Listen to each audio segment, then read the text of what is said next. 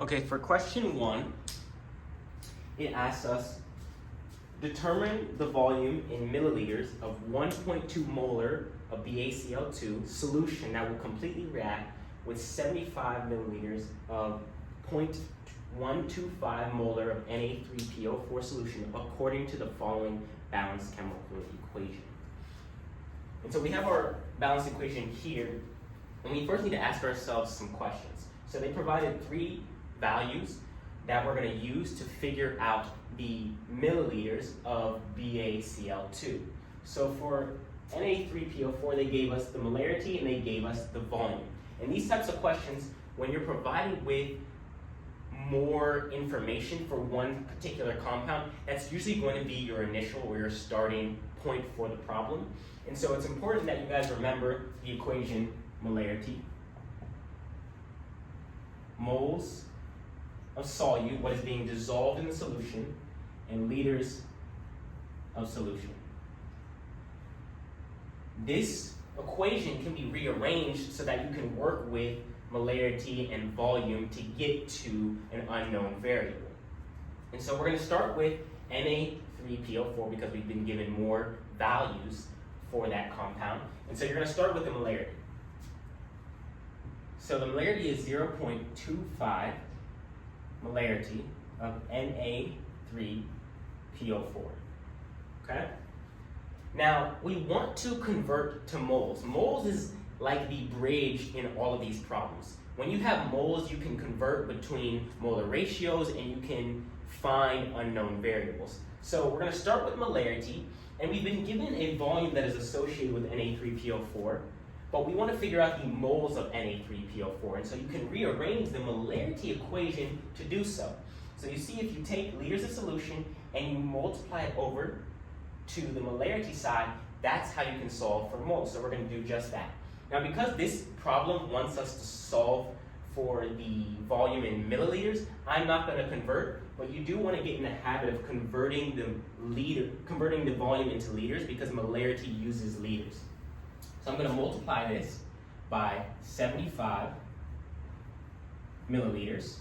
And so what I've done is when I multiply the molarity by the volume, I'm going to get moles of Na3PO4. So I'm just going to write that under here. This is going to give me the moles of Na3PO4. If it's helpful, please write a conceptual map for these problems. So now that I have moles of Na3PO4, I'm trying to go from this compound and talk about another compound that's in the equation. And to do so, you're going to use a molar ratio. Again, moles are like a bridge. So the molar ratio, you can use it as a bridge to go from one compound to the next. No matter what it is, if it's in this equation, you can transfer between compounds using the molar ratio. So we're going to multiply this by the molar ratio. And so for every 2 moles of Na3PO4, we have 3 moles of BaCl2. So that's the ratio we've been given.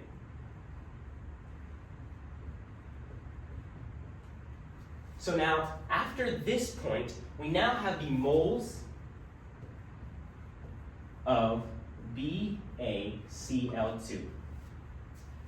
So we're at this middle point. But the question isn't asking for the moles of BaCl2, it's asking for the volume of BaCl2. And so we have moles. How can we solve for the volume? Well, again, we can just rearrange this equation. And so here's how I would rearrange it, right? You can take the reciprocal of molarity. So I'm going to do that over here so you can see. And what that's going to do is it's going to put liters of solution, or in this case, milliliters of solution on top and moles on the bottom. Then you can simply just multiply over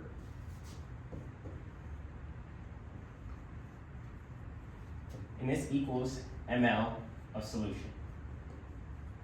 So I took the inverse of both sides, so we switched the numerator and denominator, and then I multiplied the moles over to the other side, and that way we have volume on one side of the equation. So let's do that. So we can multiply. This is moles of BaCl2, so we already have this position.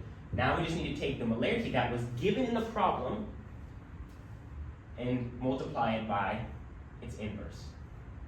And so when you plug this into a calculator, you're going to get 11.7 milliliters of BaCl2. And this is how you want to approach these problems. Again, from here on out, molar ratio is going to be your best friend because it's how you can convert between each of these species that are in the equation. Okay, so for question 2, it's a limiting reactant problem.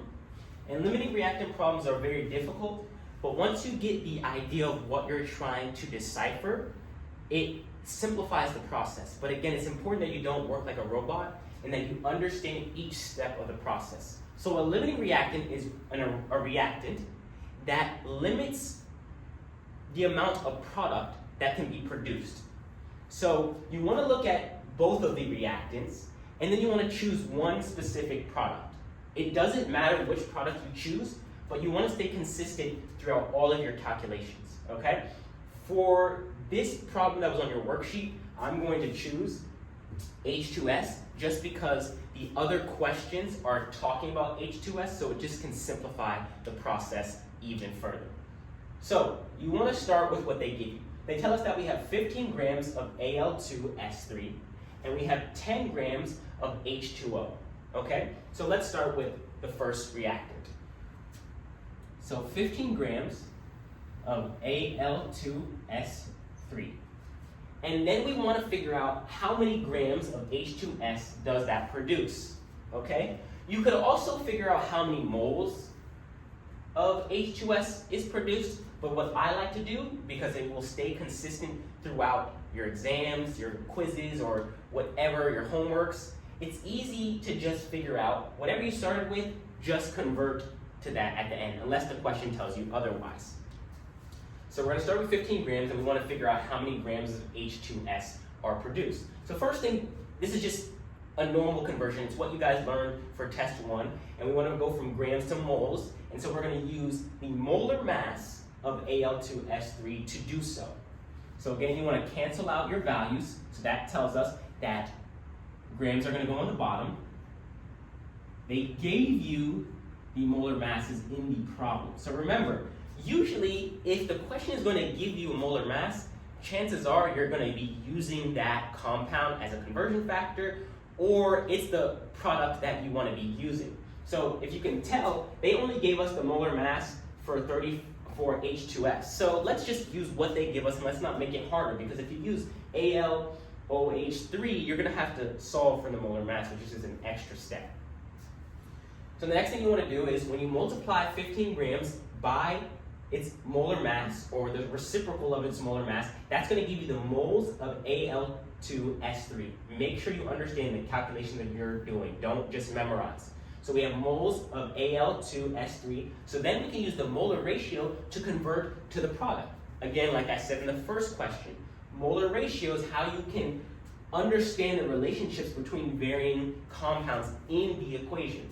So we have moles of Al2S3 after we multiply these two together. So if you put that into your calculator, that's going to give you the moles of Al2S3. So now we want to cancel out the moles and find the moles of H2S. So for every 1 mole of Al2S3, because the coefficients, the molar ratio is the coefficients. If 1 is not present, it indicates 1. So it's 1 mole of Al2S3 to 3 moles of H2S. So that's the ratio that you're working with in this problem. So after doing all these calculations up to this point, you now have the moles of H2S. But the question is asking us for the grams, right? If you look at part B and part C, it's asking for grams, so let's just convert to grams right now. Could you stop at moles? You could, but for the sake of this question, we're gonna go all the way to grams. So again, it's just a simple calculation or conversion that you guys have been doing since the beginning of time. You're going to take the molar mass, which they provided in the question, 34.09, and right here we have moles. So we want to cancel out moles, so moles are going to be at the bottom, and grams at the top. And so when you plug that into your calculator, you're going to get 10.2 grams of H2S. So If you have 15 grams of this reactant, you're going to produce this much product. But we need to see if that's true, because if that's not the limiting reactant and that's the excess reactant, there's no experiment or process that will produce that much product. So let's look at water now. And we're going to do the exact same thing for water. For water, they gave us 10 grams of an H2O. We're going to again convert it to moles. How do you do that? By the molar mass that they gave us. Now we have moles of water, but we want to figure out the moles of H2S, so we can use the molar ratio. How many moles of water do we have? 6. And how many moles of H2S do we have? 3. So for every 6 moles of H2O, you're going to produce 3 moles of H2S. Okay. And again, you could stop here and compare the moles with one another, but again, let's just go all the way to grams. If you start with grams, let's just finish at grams. If you start at moles, let's finish at moles, okay? The question will be specific in what it wants on the exam, so don't worry about that. So again, it's the same calculation. They gave us the molar mass in the problem, and this is 9.46 grams of H2S. Now you can ask yourself the question, which is the limiting reactant? Again, we're only focusing on the reactants. Don't worry about the products. So it's easy to see that water will be our limiting reactant because it can only produce 9.46 grams of H2S. So this is not possible. This is not possible. If I have 3 markers and 2 caps, I can only complete 2 full markers. So the limiting reactant is going to be the markers, because though we have excess markers, we only have 2 caps. So we're only able to make 2 full markers. That's what the limiting reagent is going to tell you. So this is how you solve part A of question 2. So now let's talk about part B and C. Part B asks you what's the maximum amount of H2S produced in grams. And part C asks you what's a theoretical yield. So I referenced the numbers that we found in part A. So when we were talking about water as our reactant, it's 9.46 grams of H2S produced. When we were talking about Al2S3, 10.2 grams of H2S were produced. So again, we determined that water was our limiting reactant. Now it's important to understand what that means. If something is limiting the reaction, you cannot produce more than what the limiting reactant confines the reaction to. So it is not possible to generate 10.2 grams of H2S because we would need to add more water to the reaction. So the maximum amount of H2S in grams that can be produced is going to be equivalent to how much the limiting reactant can produce of that product. So it's 9.46 grams. Now the theoretical yield is exactly the same as part B. It's also 9.46 grams. Now, why did the teachers or professors make B and C exactly the same? Well, what they're trying to do is make sure you understand the definition of theoretical yield.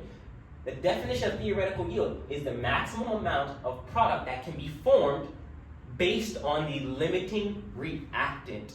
So, when you're on the exam, just because you see a larger number, for example, 10.2 grams is larger than 9.46, but that does not mean that's the maximum amount of H2S. Because in theory, if this reaction was perfected, you would only be able to produce 9.46 grams of H2S. And that is if you had 100% yield, which you're not going to in reality. So does that make sense? Make sure you understand what theoretical yield means. It's just simply what the product that is formed based on the limiting reactant. So once you identify the limiting reactant, you can understand how much product will be formed of either the first or second product, or however many products there may be. So remember, that's the theoretical yield. Now let's go to the final part, part D. Part D gives us the actual yield. So let's say you went and did the experiment and you yielded 8.33 grams. I believe that's what it says. Yeah, 8.33 grams of H2S. So now we want to calculate how well we did this experiment. And so that is simply another word or another statement for percent yield. How much of the product did you yield when you performed the reaction? And so percent yield is a very simple equation. It's the actual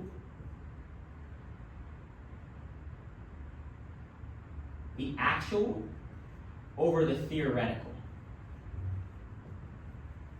multiplied by 100. And it's going to give you a percentage. So it told us in the problem that when we did the experiment, we had a yield, an actual yield of 8.33 grams. So we can just plug that into the equation. And we solved in part A the theoretical yield, because the theoretical yield is equal to the product produced, the amount of product produced based on the limiting reactant, which is water. So we solved that was 9.46 grams. If we multiply that by 100, plug that into your calculator, you're going to get 88.1%. And that is how you run through the entire stepwise process of question 2. It's a very common exam question, and just so you know, like I always tell you, on these worksheets, the problems are connected with one another. For example, question 2 had part A through D, and they're all intertwined with one another, but on the exam that is not going to be the case. If the exam asks you for the percent yield, it may have you start all the way from the limiting reactant and go all the way to the percent yield. So be prepared to do each of these calculations individually if they gave you an entirely new problem. And that is how you do question 2. Let me know if you have any questions in the group me. And if you need personalized tutoring, please fill out the form that's within the group me, please. Exam 2 is just 2 weeks away. So for question 3, I've simplified it, and at the core of what the question is asking, it's just simply asking us to find the molarity of LiOH, okay? And that's the question here. We've been given a balanced reaction, and we've been given a few variables. So it told us that we had 25.70 milliliters of LiOH, we had 17.4 milliliters of H2SO4, and we had 0.12 molar of H2SO4, and it's asking for the molarity of LiOH. So whenever you hear molarity, it's important that you convert numbers to fit that equation. And like I said for question number 1, whatever compound has more values associated with it, that's normally what you're going to use as the initial starting point for this type of question. So again, H2SO4, we've been provided with molarity and volume. So we're going to focus on that as our initial point of starting the equation. So we're going to take our molarity, 0.12 molar, and we're going to multiply that by the liters or volume, 0.0174. Make sure that when you're converting from milliliters to liters, that you move the decimal over 3 places to the left, okay? Now you have your answer in liters. So you're simply dividing by 1,000. It's not 100, it's 1,000. So what I've really done here is taken the molarity equation, which is moles over liters of solution, and I've rearranged it. I've multiplied the liters of solution by the molarity so that we can find moles. So after doing this, and again, we're focusing on H2SO4 first, when you multiply these two numbers together, you're going to get the moles of H2SO4. Now, whenever you have something in moles, it's very easy to figure out the relationship with something else in the reaction because you can use the molar ratio. So you're going to multiply that together, and then you're going to multiply by the molar ratio. So when we're looking at H2SO4, there's 1 mole of H2SO4 for every 2 moles of LiOH. So this is the molar ratio taken straight from the reaction. So once you multiply these together, you get the moles of H2SO4. When you multiply it by this, you're going to get the moles of LiOH. Again, remember the multiplication and steps that you're doing. Do not just regurgitate memorization. It will work for the exams, but you're only hurting yourself for future courses and future exams. So now we have moles of LiOH. So again, the question is asking for molarity. So we have moles. Good. Do we have a volume for LiOH? Well, they gave it to us in the problem. So we have all we need, right? So we can then just multiply this, or divide it, in other words, by 1 over 0.02570 liters. This might look confusing, but all I've done is, when you multiply this out, you're going to get moles of LiOH, okay? And if you multiply by 1, it basically puts it as the numerator, and you're dividing it by the liters, which I just converted the mLs to liters by dividing by 1,000. And that is basically what you're seeing right here. Moles divided by liters of solution gives you molarity. And so you end up having a molarity of 0.16 molar of LiOH. Please, on these worksheets, on everything that you do, please put your units. If you don't put units, I don't know what you're talking about. 0.16 donuts, cupcakes, please put your units. So this is how you want to think about these problems, right? Molarity, you're just rearranging the equation to get to moles. Because once you get to moles, the information is right in the reaction. And after you get the molar ratio, now you're working with the correct species or compound that you want, or that the answer or question stem is looking for. So final answer is 0.16 molar of LiOH. Okay, this is question number 4, and it's the last question that I'm going to do, because after you understand this concept, question 5 is literally just a plug and chug type of problem. If you have the equation, which they're going to give you the equation on the equation sheet for the exam, you just plug in the numbers and you're going to get your answer. However, I want to talk about question 4 because I want to provide a conceptual understanding, but also a mathematical understanding, because depending on what type of learner you are, it's going to help you understand the concept of energy. So I'm going to read the question verbatim so you can just get an understanding of what I'm getting ready to work through. So I provided the specific heat capacities of the compounds that they provided, but the question says 3 pans of equal mass and the same initial temperature are placed on a stove. Each pan receives the same amount of energy. The first pan is made of aluminum, the second pan is made of copper, and the third is of iron. Organize the pans based on final temperature from lowest to highest after being on the stove for 10 minutes. You can completely negate the last portion of the question for 10 minutes. It's not going to change the answer here. But there's some important information that you need to pull out of this question stem. So first and foremost, what's the energy equation that you guys learned thus far? Well, Q is equal to mass times specific heat times change in temperature. Now, change delta T is equal to temperature final minus temperature initial. Okay? That's change in temperature. So the question is asking you to arrange these compounds from lowest to highest based on their final temperature. So which one has the lowest final temperature and which one has the highest final temperature. So first I'm going to talk about this from a purely conceptual standpoint.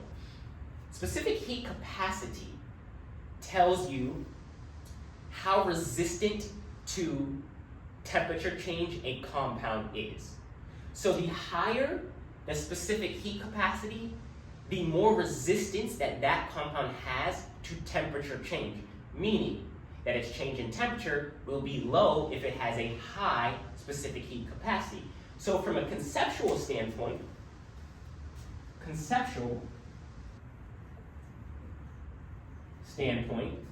you would arrange aluminum as having the lowest final temperature. Then you would place iron, and then you would place copper. So again, the higher the specific heat capacity, the more resistant that compound or element is to heat change. Meaning, the final temperature is not going to be very far off from the initial temperature. So this is going to be a very small value. So does that make sense from a conceptual standpoint? If you are not a conceptual person, you would like to see the mathematical principle, let's discuss that. So it tells us in the question, the energy is the same, the mass is the same. So those are constants. The only thing that's not a constant is our specific heat capacity and our change in temperature. So let's rearrange this to figure out the relationship between specific heat capacity and our delta T. Our only unknown variable here is our delta T, because it gave us this initial temperature, so this is all the same, so you can treat it almost like 0, but we don't know what the final temperature is. So let's rearrange this to solve for the initial temperature. So Q